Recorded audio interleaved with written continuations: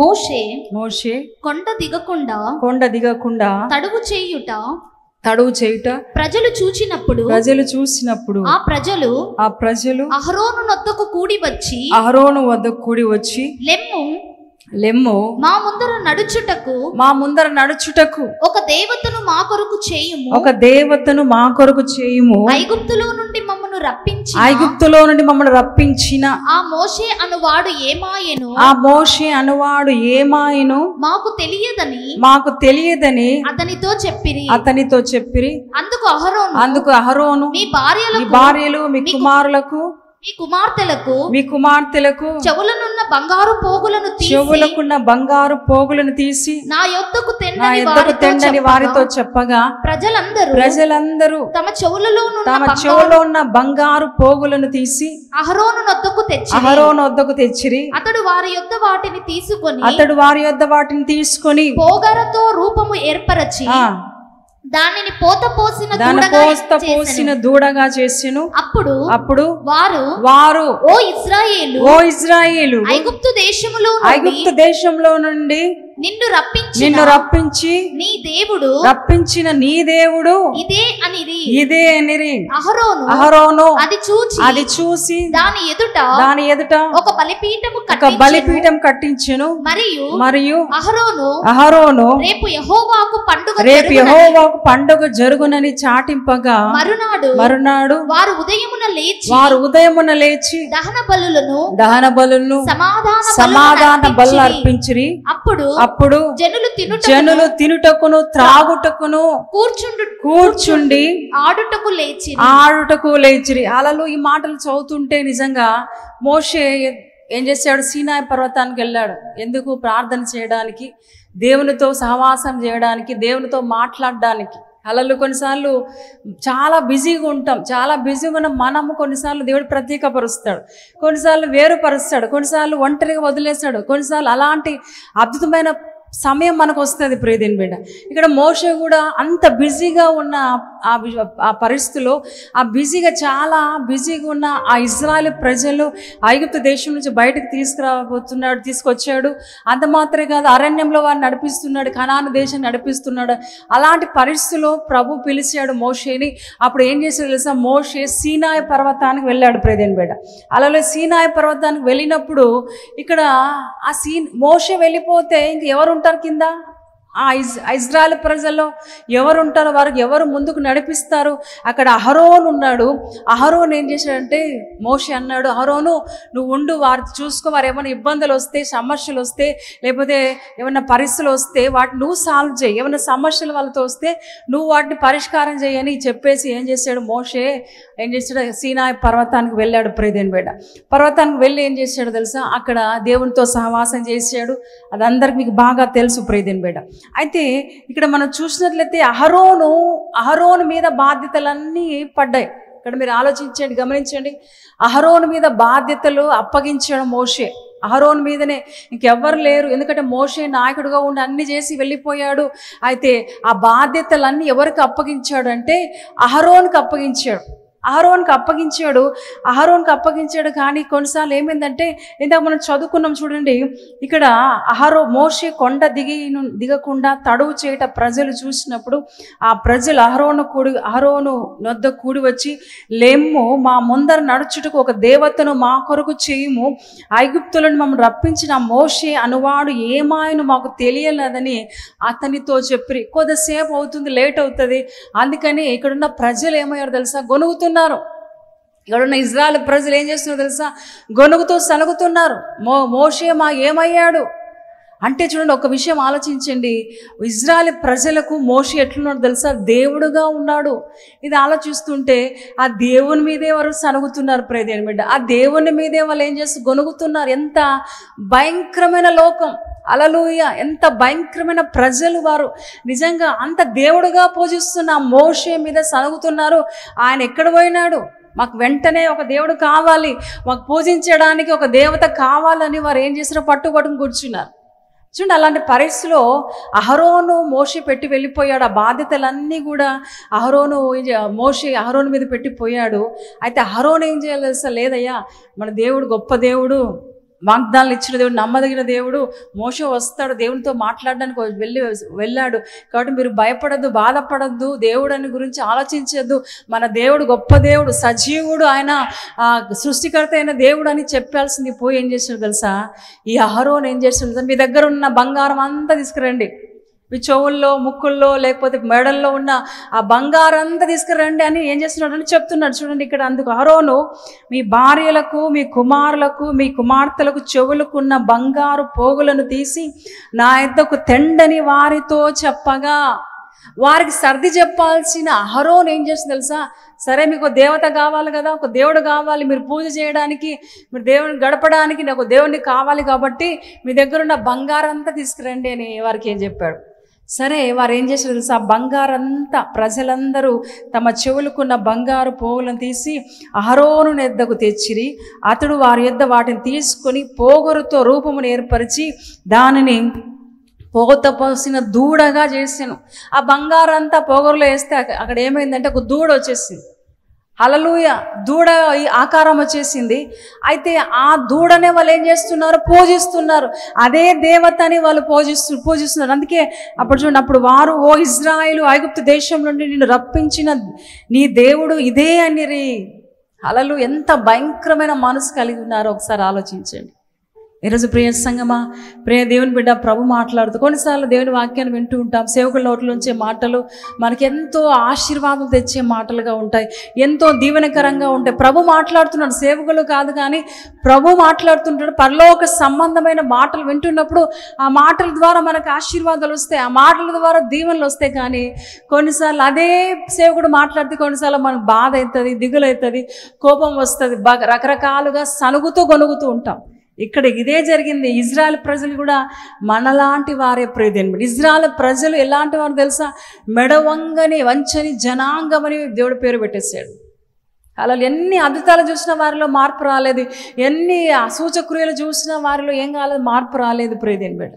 అంతగా దేవుడు వారిని నడిపించాడు. ఎర్ర సముద్రాన్ని పాయలు చేసి బయటికి నడిపించిన దేవుడిని వాడు ఏం చేయట్లేదు తెలిసి నమ్మట్లేదు ప్రియదేవుడు. ఇప్పుడు మాకు అర్జెంటుగా ఒక దేవుడు కావాలి. మోషే ఎక్కడ పోయాడు? ఏమయ్యాడు మోషే? ఎక్కడ పోయాడు? కొంచెం తడువు చేశాడు మోషే. కొంచెం తడువు చేస్తే వీళ్ళు ఏమంటారు తెలుసా? గొనుగులు, సనుగులు. మోషే ఎక్కడ పోయాడు? మాకు ఇప్పుడే వెంటనే ఒక దేవుడు కావాలి. ఆ చెవులకున్న బంగారు, ముక్కులకి అందమైన బంగారు తీసుకొని ఏం చేశారు? పోగొరలో వేస్తే ఒక దూడ అయింది. ఆ దూడను వాళ్ళు ఏం చేస్తుంది తెలుసా?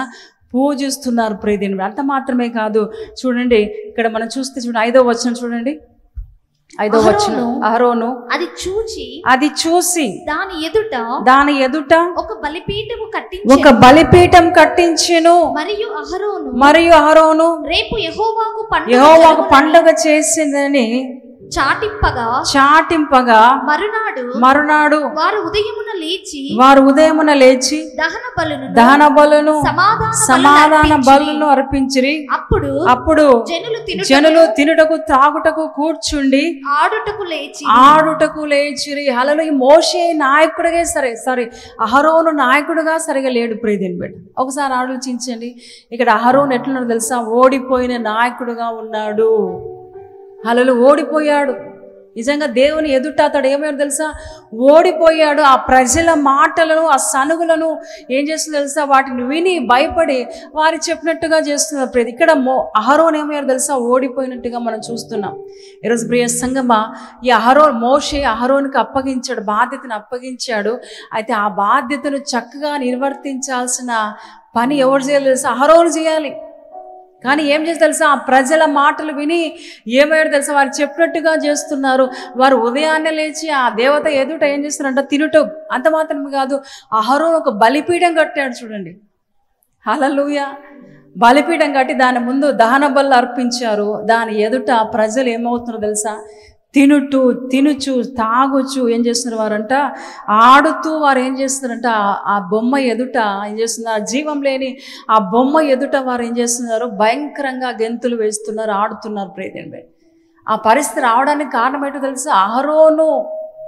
అహరోను చెప్పాల్సింది, ఇది మంచిది కాదయ్యా, ఇది తప్పు, మన దేవుడు గొప్ప దేవుడు, సర్వాధికారి అయిన దేవుడు, సర్వ సృష్టికర్త అయిన దేవుడు, ఆయన గొప్ప దేవుడు, నేను ఇంతవరకు సజీవ లెక్కలు ఇంతవరకు నడిపించిన దేవుడు ఒక ఆయన అన్నాడు, ఆయన మనకు దేవుడు, ఆయన మాత్రమే దేవుడికి ఏ దేవుడు లేదని చెప్పాల్సిన అహరోను ఏమయ్యాడు తెలుసా? వారి మాటలకు విని వారు చెప్పినట్టుగా చేశాడు. ప్రియదేవుని బిడ్డ, ఈరోజు ప్రియ సంగమా, ప్రభు మాట్లాడుతున్నాడు. కొన్నిసార్లు మన జీవితాల్లో మనం కూడా అలాంటి నిర్లక్ష్యంతో, లేకపోతే గర్వంతో, నిర్లక్ష్యం అనడం కాదు కానీ ఒకలాంటి గర్వం మనలో వచ్చేస్తుంది. కొన్నిసార్లు వింటూ ఉంటాం, వాక్యాలు వింటూ ఉంటాం, ఒక్కసారి చిన్న పొరపాటు, చిన్న మాట తప్పడం చేస్తే చాలు, అయిపోయా, అమ్మో ఈయన ఇట్లా చెప్పేసి అట్లా చెప్పేసి అని ఎంతో భయంకరమైన మాటలు మాట్లాడుతుంటారు. ప్రియదేవుని బిడ్డ, నిజంగా ప్రియ సంగమా, ప్రభు మాట్లాడుతున్నాడు.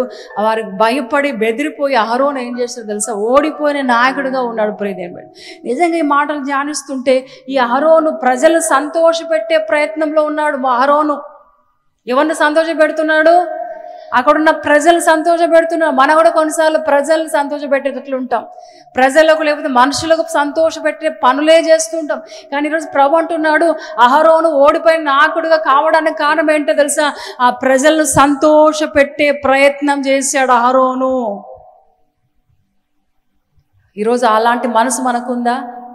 మనుషులు సంతోషపెట్టే ప్రయత్నం చేస్తుంటే దానివల్ల ప్రయోజనం లేదు, దానివల్ల నష్టాన్ని చూస్తావు ఫ్రెండ్స్, దానివల్ల భయంకరమైన ఇబ్బందులే నీకు కలుగుతాయి కానీ ఆశీర్వాదాలు నీకు రావు.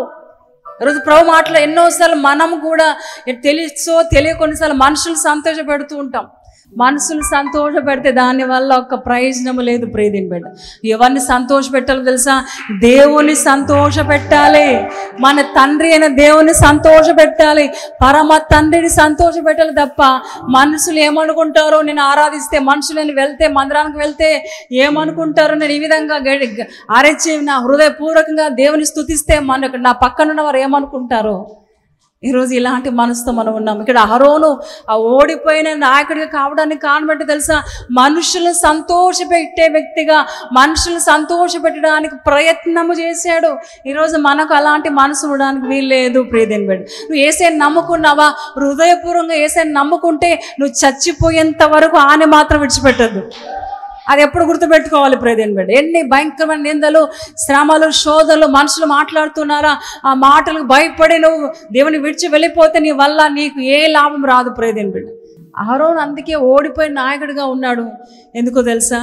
ఒకవేళ నేను వీరికి ఎదిరించి చెప్తే, అహరోను అనుకున్నాడు వీరికి విరోధంగా నేను చెప్తే వీరు నన్ను తిట్టుకుంటారేమో, నన్ను దూషిస్తారేమో అని ఆ ప్రజలకు సంతోషపెట్టే ప్రయత్నం చేశాడు. ప్రియదేవుని బిడ్డ, ఈరోజు ప్రియ దేవుని బిడ్డ, నువ్వు యేసయ్యని నీ సొంత రక్షణగా అంగీకరించి ఒక్కసారి ఈ ప్రభుని పట్టుకుంటే ఇంకెన్నడూ విడిచిపెట్టద్దు. ఒకవేళ నువ్వు చనిపోయినా, మరణించినా పర్లేదుగా, నువ్వు మాత్రం ఆయన్ని విడిచిపెట్టద్దు. ప్రియ దేవుని బిడ్డ, ఈరోజు ఎంతోమంది మధ్యలోనే ఆగిపోతున్నారు, ఎంతోమంది మధ్యలోనే ప్రభును రక్షించబడి బాప్తిజం తీసుకుని ఆత్మచేత నింపబడి ఎన్నో అద్భుతమైన కార్యాలు చూస్తూ కూడా ఎంతోమంది మధ్యలోనే విడిచిపెట్టి వెళ్ళిపోయిన వారు చాలామంది ఉన్న వారి గతి ఏమైందో తెలుసా? చివరికి భయంకరమైన దుర్భర జీవితం అయిపోయింది. ప్రియదేవుని బిడ్డ, భయంకరమైన శాపాన్ని గురి తెచ్చుకున్న, నష్టాన్ని గురి తెచ్చుకున్నారు. ప్రియదేవుని బిడ్డ, ఈ మాటలు ఎందుకు చెప్తున్నాం తెలుసా? చాలాసార్లు అన్నీ బాగున్నప్పుడు ప్రభుని స్తుతిస్తుంటాం, అన్నీ సంతోషంగా హ్యాపీగా ఉన్నప్పుడు దేవుని ఘనపరుస్తున్నావు, దిగులుగా ఉన్నప్పుడు, నువ్వు బాధగా ఉన్నప్పుడు, రోగంతో ఉన్నప్పుడు దేవుని స్తుతిస్తున్నావా?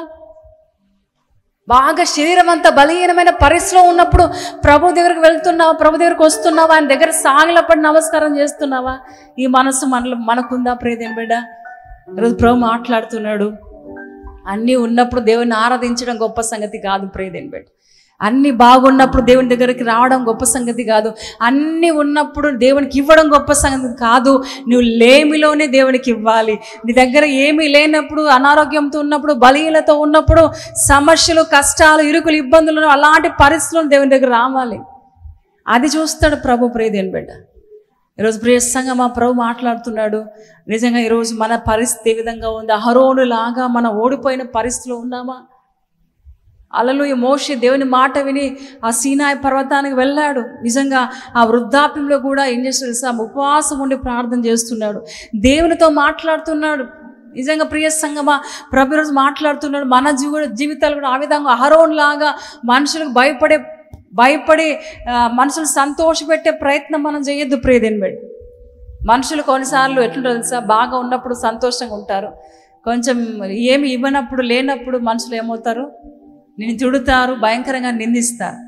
మనుషుల నైజం అలాంటిది. అన్నీ ఇచ్చినప్పుడు, వారికి సాయం చేసినప్పుడు, అబ్బో ఎంతో మంచిది ఈయన ఎంతో మంచోడు, ఈయన సహాయకుడు సాయం చేస్తాడు అని మనుషులు పొగుడుతూ ఉంటాం. వారు ఏమి ఇవ్వనప్పుడు కూడా నువ్వు అలాంటి మనసు ఉందా నీకు?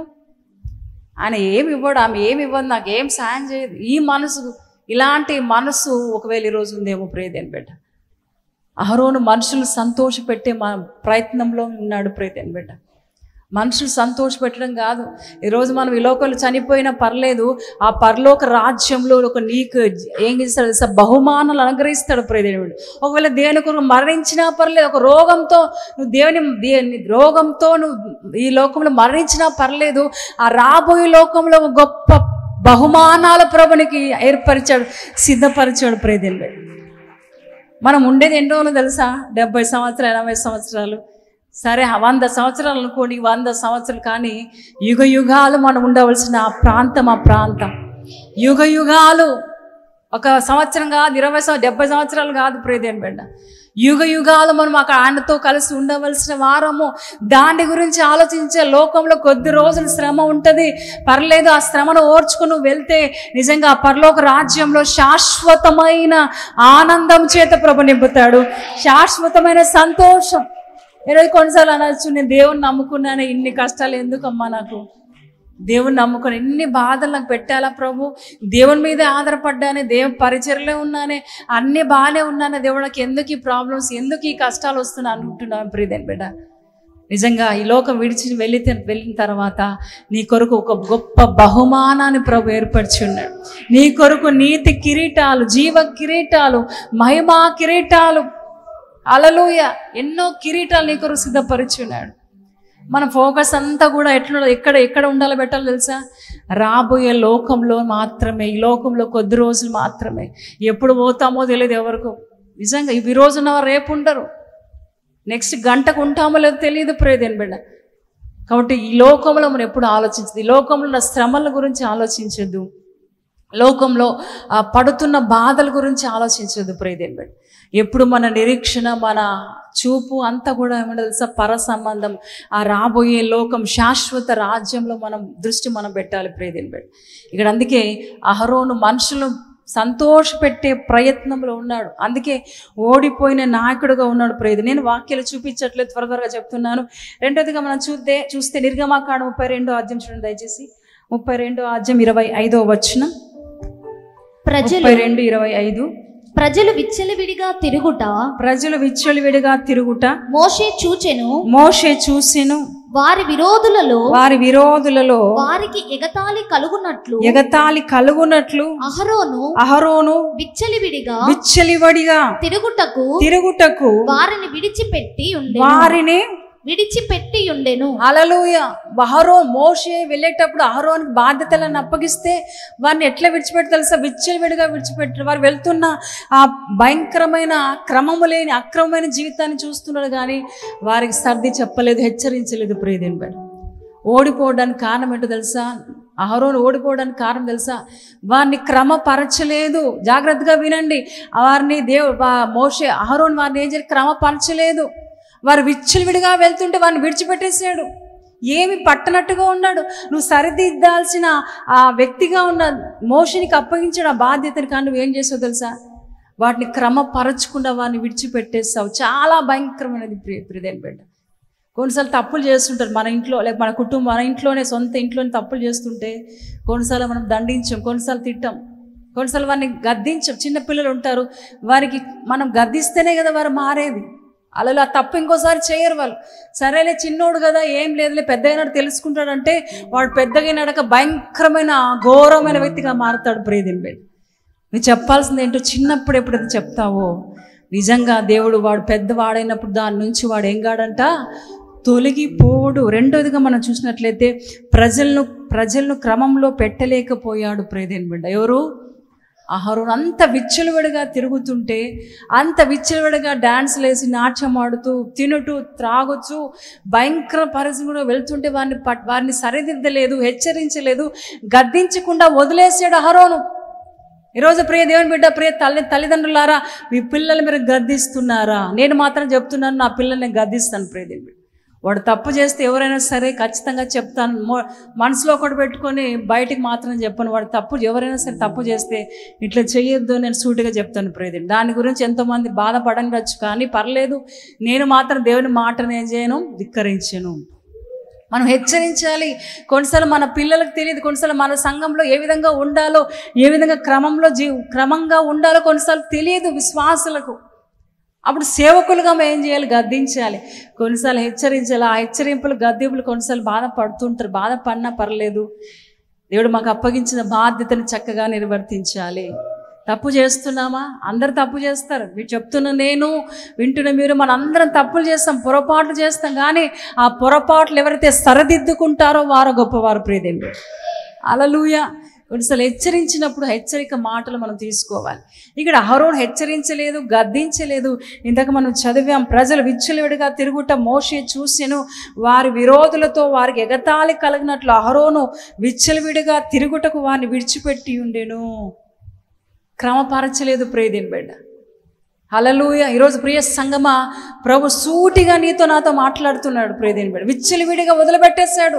క్రమాన్ని నేర్పించలేదు, గద్దించలేదు, హెచ్చరిక చెప్పలేదు, హెచ్చరిక మాటలు చెప్పకుండా వదిలిపెట్టు. అందుకే అలాంటి భయంకరమైన సిచ్యువేషన్, అలాంటి భయంకరమైన జీవితాన్ని వారు గడిపారు. ప్రియదేవుని, ఈరోజు ఒకవేళ అలాంటి జీవితాన్ని గడుపుతూ ఉంటే, క్రమంతో కాకుండా అక్రమంగా నువ్వు జీవిస్తుంటే నువ్వు హెచ్చరించు.